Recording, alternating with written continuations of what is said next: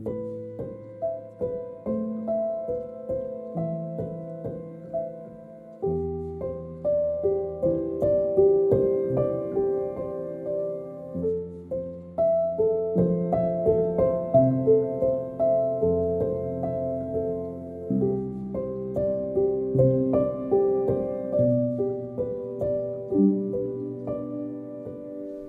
guys, it's Adam from Loose Pixel and welcome back. Now over the years I've had the pleasure of taking part in the Brush Sauce Theatre art contest with my friend Tyler Edlin, and more recently Jessica Levy, the very talented artist, joined forces. And it's been a lot of fun, and I think one of the things that I really enjoy the most is seeing how many different artists can tackle exactly the same topic in completely different ways that aren't really comparable to the other. And even though they're completely uniquely different, if you look at each one separately and objectively, they're all equally brilliant. But you can't really compare them to the other artists because they're so vastly different from one another.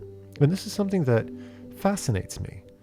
And I find this is a very important segue into what I want to talk about today, because as a teacher, I'm very often approached by students who feel very discouraged about what they're producing because they feel for one reason or another that they're incompetent, or that they're not good enough, or that they lack a certain magical ingredient that makes their art great.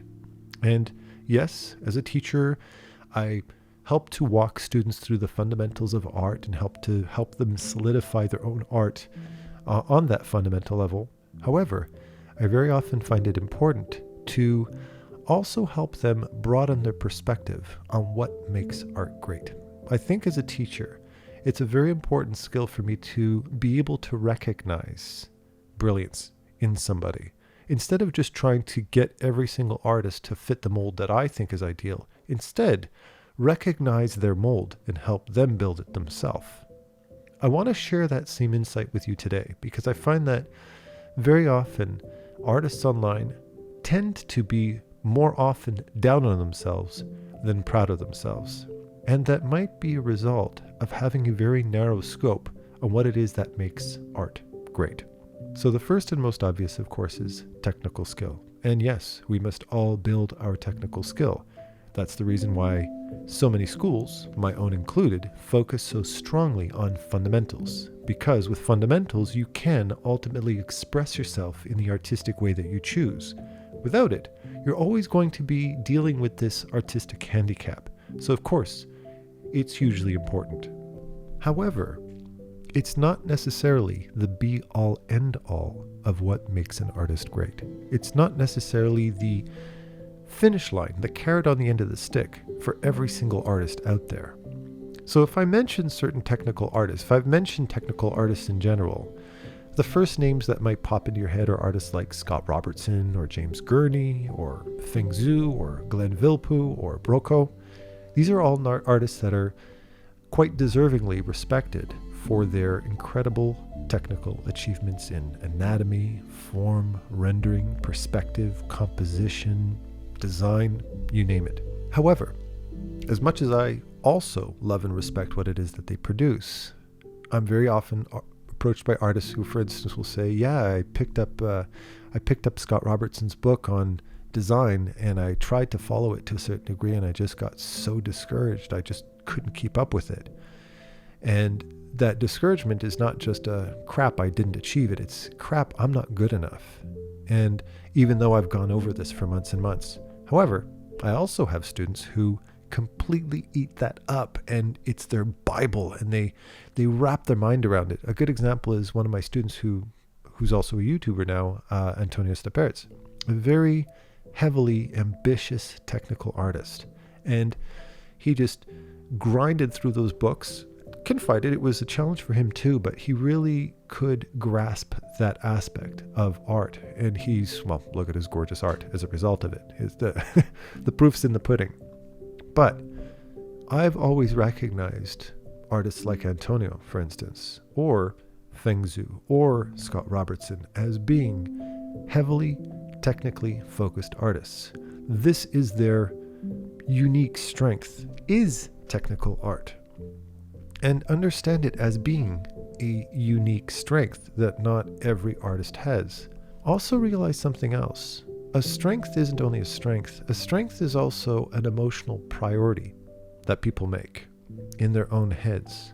Understand that to an artist like Scott Robertson, technical abilities is his core focus. It's in his ability to overcome these incredibly difficult, mind-bending challenges artistically.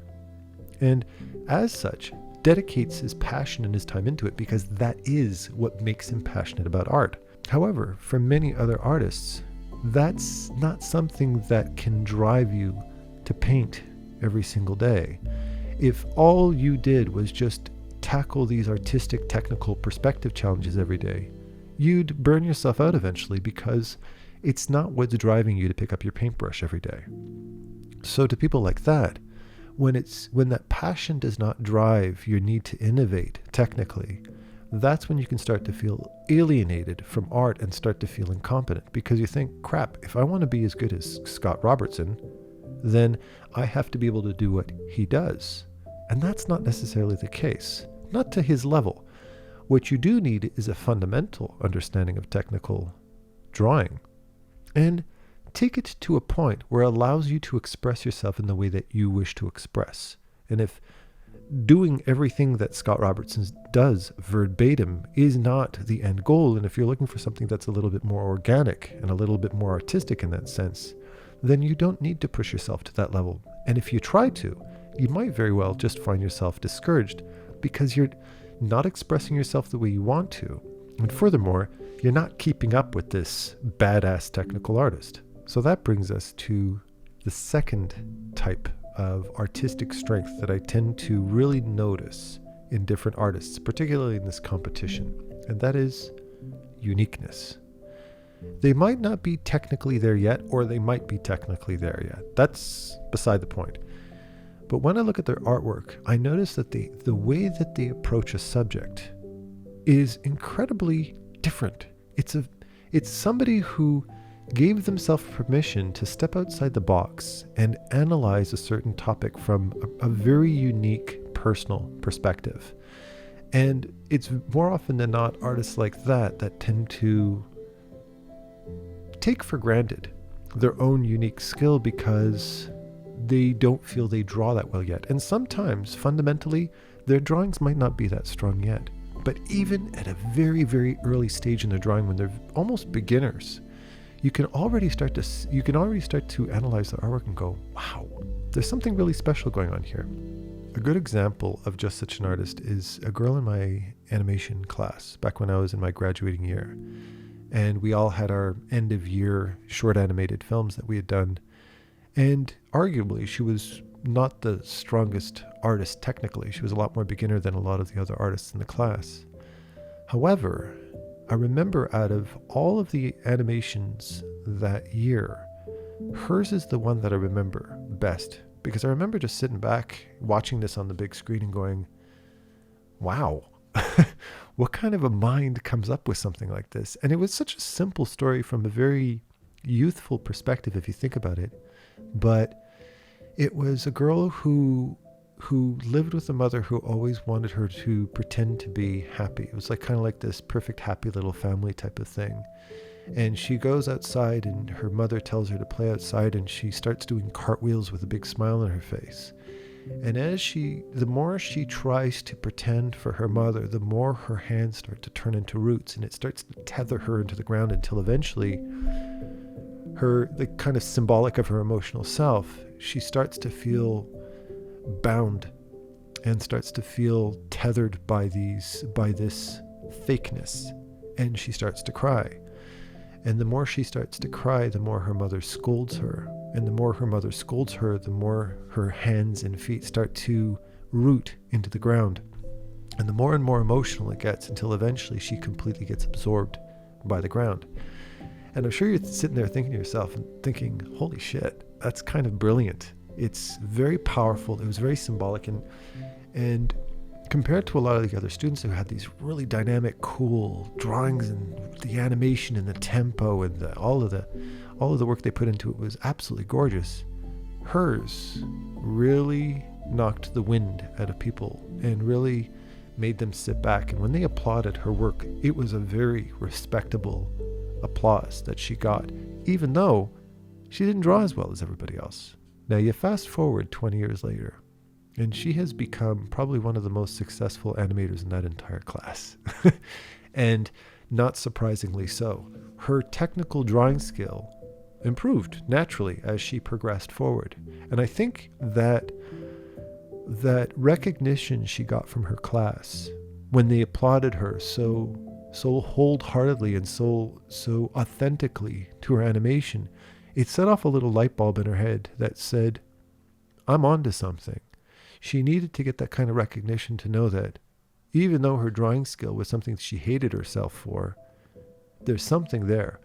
And it's that recognizing her unique brilliance that gave her the encouragement to keep training her technical skill until eventually it reached a point where it was not only respectable, it was quite amazing. And now, just looking at how successful she is today is testament to that brilliance. Now, although there's a multitude of different skills that can make artists great, I'm only going to tap on one more today, and that is innovative artists. And their technical and artistic skill can vary from very beginner to very advanced. But there's this unique quality that I've seen in very few artists that really needs to be mentioned and recognized today. And one such example is a student that I had who was artistically fantastic. He was already technically really good, but the stuff that really struck me very often was he would show up at the end of the week and show me how he toyed around with the properties of his brushes. He was working in Photoshop at the time to mimic natural media. And I don't mean just playing with the parameters, the basic parameters of brushes to kind of try to get it to act like oils, the same way you would kind of find in Corel Painter. No. He would play with the properties of paintbrushes using very unexpected means to, for instance, capture the way oil paint would catch the light depending on the angle that you're looking at it. And I'm sure you're thinking to yourself going, huh? Like if you've ever painted with oils, you know what I'm talking about, how oil paint has a certain relief to it. You can actually, there's a physical, tangible feeling to oil paint. You can feel the brushstrokes. Comparing, for instance, a Bouguereau painting to a Rembrandt. Rembrandt would load his paintbrush and smear it on to create these kind of streaks to capture the oily, different transitions in skin. Something very unique to Rembrandt's painting. So this artist, a student of mine, spent an entire week building this brush to try to mimic the same oily properties of Rembrandt's brush, for instance. And the effects that it created, you could feel like you could move your eyes left and right and almost see the shimmer of light shining across oil paint. Or he'd do the same thing with graphite. He would try to capture the kind of reflective properties of a graphite stick, give it that kind of metallic type of sheen to it. This kind of stuff revolutionizes art moving forward. It's a technical, to a certain degree, skill. It's this innovative kind of tinker, MacGyver kind of way of going about a medium, pulling it apart like an engineer and thinking to myself, how can I use this tool in a way that nobody's ever used before? And you take artists like that, and they end up creating apps and developing software moving forward that completely revolutionizes art in general. It, for instance, bridges that gap between a traditional oil painter and a digital painter. That's revolutionary. And it's something that very often doesn't get that kind of respect. But artists basically say to themselves, I tinkered around with this brush. My drawing skill's not great, but whatever. I don't expect to be anybody revolutionary, but this is what I submitted this week. And I look at them and I go, oh, hell no. You've accomplished something today that I've never seen a software producer produce to this date. It's an absolutely genius way of approaching art in general. And it's that which can open up so many different venues of creativity for all different types of artists. So as you can see, I've only tapped on 3 today. But what I want to encourage you to do today is really learn to have an objective observation on not only the type of art that you produce, but the type of person that you are. How you can take your life skills, your actual personality, and inject those qualities of your personality into the process itself. Very often we look at the end results of a painting and credit it for being great or being terrible based on that end result. But we take for granted that the process itself is an artistic endeavor as well, something that can define us as artists as well. So I encourage you to explore that facet of your own brilliant mind. All right? So with that said, I love you all with all my heart. And of course, happy painting and stay safe. Take care.